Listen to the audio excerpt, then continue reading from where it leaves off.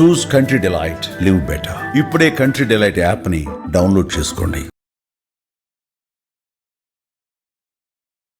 నమస్తే అండి సురేష్ బాబు గారు. కీర్తి గారు నమస్కారం అండి. సో జూలై 1 నుంచి 31 వరకు మీన రాశి వరకు ఎలా ఉంటుందో తెలుసుకుందాం. సో మీన రాశి జూలై మంత్ మనం చూసుకుంటే వీళ్ళకి మిక్స్డ్గా ఉండి పాజిటివ్ సైడ్గా ఉంటుంది. అమ్మా ఇది మన షష్టగ్రహ కూటమి తర్వాత మీన రాశి వారికి పాజిటివ్ అన్నమాట ఇప్పుడే వింటున్నాం కదండి. పాజిటివ్గానే ఉంటుందండి, టెన్షన్ పడిన అవసరం లేదు. మిక్స్డ్గా ఉండి పాజిటివ్ సైడ్లో ఎక్కువ ఉంటారు. కొంచెం ఛాలెంజెస్ ఉన్నాయి, బట్ ఓవరాల్గా పాజిటివ్గా ఉంటారని మనం చెప్పుకోవచ్చు. ఇందులో మనకి ఈ మీనరాశి వాళ్ళకి కొన్ని విశిష్టత గల రోజులు ఉన్నాయండి జూలై మంత్లో.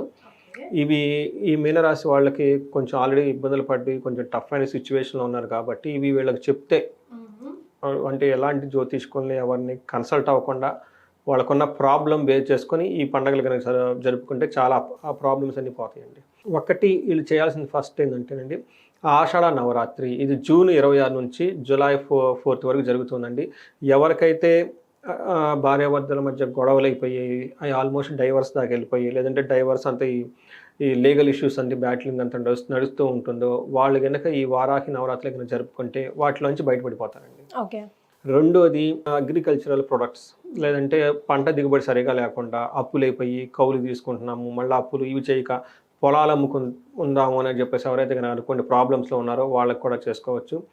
మూడోది ముఖ్యంగా రియల్ ఎస్టేట్, ఎవరైతే కనుక సరిగ్గా బిజినెస్ లేదండి ఇబ్బందుల్లో ఉన్నాము అనుకుంటున్న వాళ్ళు కూడా ఈ ముగ్గురికి కనుక ఎలాంటి సమస్యలు ఉన్నా ఈ వారాహి నవరాత్రుల్ని భక్తిగా శ్రద్ధగా సింపుల్గా చేసుకున్నా కానీ రిజల్ట్ చాలా అమితంగా ఉంటుందండి. ఒకటి సింపుల్ కంటే నేను చాలామందికి ఏం సజెస్ట్ చేస్తానంటే వాళ్ళంతా బిజీగా ఉంటారు, కార్పొరేట్ లైఫ్లో ఉంటూ ఉంటారు, ఎంప్లాయీస్ అంత టైం ఉండదు. ఈ నవరాత్రులు చేసుకోవడానికి ఉన్న వాళ్ళకి ఏంటంటే అట్లీస్ట్ ఒక హాఫ్ అన్ అవర్ టైం వీళ్ళు స్పెండ్ చేస్తే అమ్మవారికి రాత్రి 8 తర్వాత ధూపం వేయాలండి. అమ్మవారి ఫోటో ఒకటి పెట్టుకొని తర్వాత పంచోపచార పూజ అని ఉంటుందండి. 5 రకాల ఉపచారాలు ఉంటాయి. పూలతో, తర్వాత దీపము, నైవేద్యం, ఇలాంటి ఒక 5 రకాల ఉపచారాలు ఉంటాయి. అవి పూజ చేసి తర్వాత వీళ్ళు ఈ 9 days ఎవరితోనూ తిట్టకుండా గొడవ పడకుండా ఉండాలి. అది మెయిన్ కండిషన్ అండి.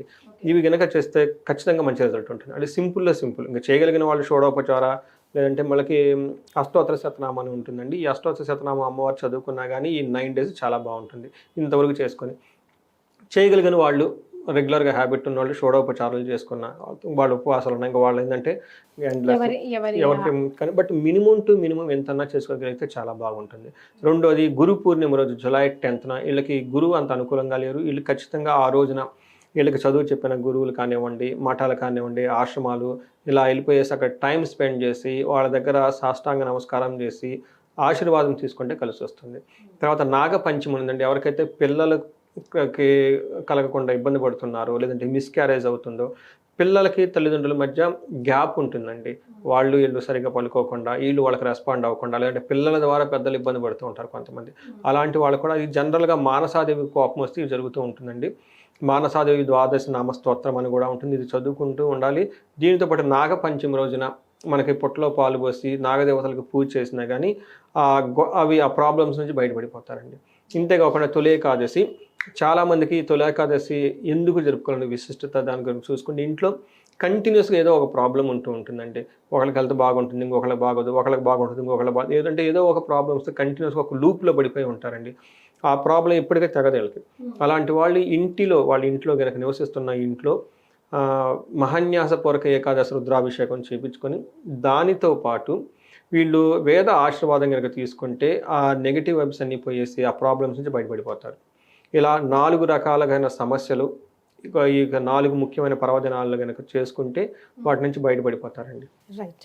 ఇప్పుడు మీనరాశి కనుక మనం చూసుకుంటే పూర్వభాద్ర 4వ పాదం, ఉత్తరాభాద్ర 1, 2, 3, 4 పాదాలు, రేవతి 1, 2, 3, 4 పాదాలంతా ఇందులో ఉంటారు. పేరు బలం కనుక చూసుకుంటే వీళ్ళకి ది, దు, షం, ఝ, దా, దే, దో, చాచి లెటర్స్ అంతా కూడా మీనరాశిలో ఉంటారు. గ్రహస్థితిని ప్రకారం కనుక చూసుకుంటే 2 గ్రహాలు మారుతున్నాయండి. ఒకటి సూర్యుడు, రెండోది శుక్రుడు అని చెప్పుకోవాలన్నమాట. శుక్రుడు చాలా యోగ్యతను ఇస్తున్నాడు, వీళ్ళకి కుజుడు కూడా చాలా యోగ్యతను ఇస్తూ ఉన్నారు. సూర్యుడు మిక్స్డ్ రిజల్ట్ ఇస్తున్నారు అన్నమాట. అందుకని చెప్పేసి నేనేం చెప్తున్నా, వీళ్ళకి మిక్స్డ్గా ఉండి బాగా యూజ్ అవుతుందని చెప్పుకోవాలి. గురువు కూడాను వీళ్ళకి 4వ ఇంట్లో ఉన్నప్పటికీ జూన్ మంత్ వీళ్ళకి మంచి అవకాశాన్ని కలిగిస్తూ ఉన్నాడు. బంధువుల నుంచి రక్షణ, సపోర్టు ఇవన్నీ తీసుకొస్తున్నారనమాట. మీరు ఇందాక చెప్పుకున్న తర్వాత మీనరాశి వాళ్ళకి చాలా రోజుల తర్వాత ఒక పాజిటివ్ వైబ్స్, చక్కగా ఉండే మంత్ అని మనం చెప్పుకోవాలన్నమాట ఈ అదే. మంత్.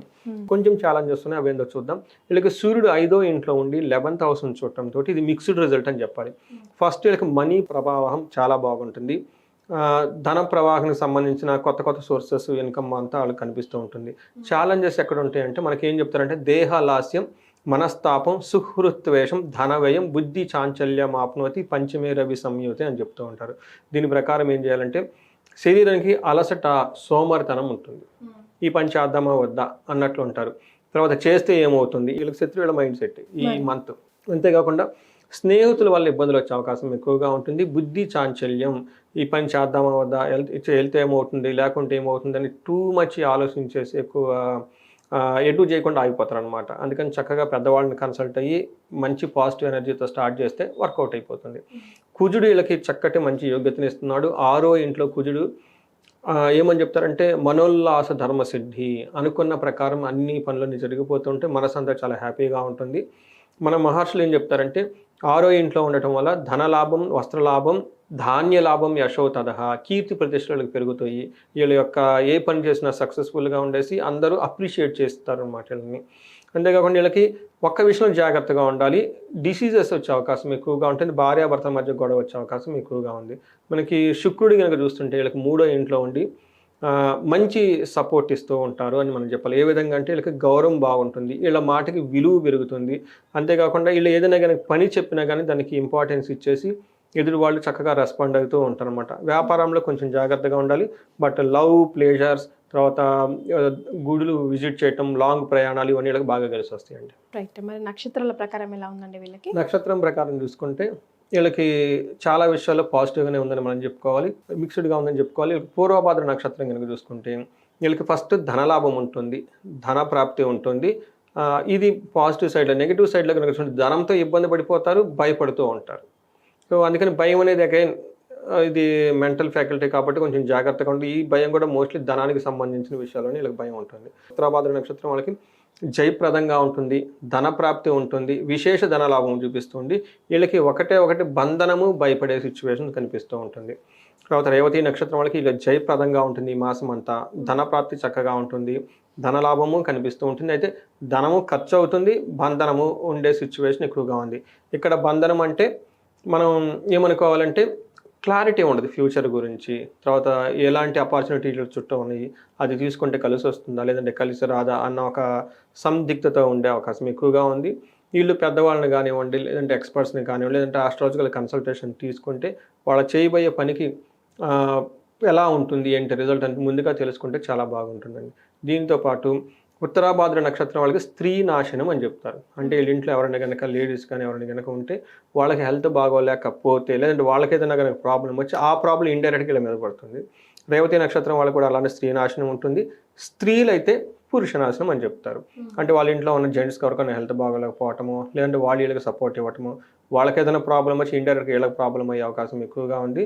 సో మిగతా విషయాలన్నింటిలో ఒక రకంగా చూసుకుంటే మోడరేట్గా నుంచి పాజిటివ్ సైడ్లో ఉందని మనం చెప్పుకోవచ్చు రిజల్ట్ అంతా. రైట్. మరి మీనరాశి వారు ఈ జూలై 1 నుంచి 31 వరకు ఎలాంటి రెమెడీస్ పాటించాలంటారు? బేసికల్గా రెమెడీస్ ఈ రాశి వాళ్ళకి మన ఇద్దరు కాంబినేషన్లో చేసిన ఉగాది రాశి ఫలాలు ఉన్నాయండి. మీనరాశి గురించి చాలా డిస్కస్ చేసాం. అందులో చాలా రెమెడీస్ వీళ్ళు చేయాలి. ఎందుకంటే ఏలినాటి వీళ్ళకి పీక్ స్టేజ్లో ఉంది. చాలామంది భార్యాభర్తలు సపరేట్ అయిపోవటం, డైవర్స్లకు అప్లై చేసుకోవటము, ఇళ్లలో గొడవ పడటము, ఇవన్నీ చాలా జరుగుతున్నాయండి. ఈ నక్షత్రాలకు ఆల్రెడీ సెకండ్ ఫేజ్లోకి రావడంతో చాలా ఇంటెన్సిటీగా ఉంది తీవ్రత.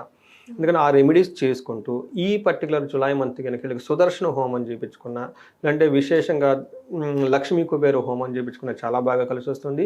వీళ్ళకి నేను ఏం చెప్తానంటే వీళ్ళని ఎక్కువసార్లు రుద్రాభిషేకం చేయించుకోవటం, శ్రీశైలం వెళ్ళి రావటం, తర్వాత ఇంకా ఎవరైనా కనుక తిరునల్లారు శనికి సంబంధించిన టెంపుల్స్ విజిట్ చేయటం, ఇవన్నీ చేస్తూ ఉంటే చాలా బాగుంటుంది. ఈ మంత్ పర్టికులర్గా సుదర్శన హోమం చేయించుకున్న, కుబేరు పాశుపత హోమం చేయించుకున్న చాలా బాగా కలిసి వస్తుంది. ఎక్కువగా వీలైతే ఈ మనం ముందట్లో చెప్పుకున్నాం కదండి ఆషాఢ నవరాత్రులు, తర్వాత ఈ రెమెడీస్ కూడా చేసుకుంటే చాలా బాగుంటుంది. శ్రీశైలం వెళ్ళొస్తే చాలా చాలా కలిసి వస్తుంది. రైట్. సో మీనరాశి వారికి కొంచెం పాజిటివ్ నోటే ఉంది, లేని వాళ్ళు ఇలాంటి రెమెడీస్ పాటిస్తే బాగుంటుంది. చాలా సంతోషం అండి. ద్వాదశ రాశిలో భాగంగా జూలై 1 to 31 వివిధ రాశుల వారికి ఎలా ఉందో వివరించి రెమెడీస్ని కూడా సూచించారు. ధన్యవాదాలు సురేష్. ధన్యవాదాలు.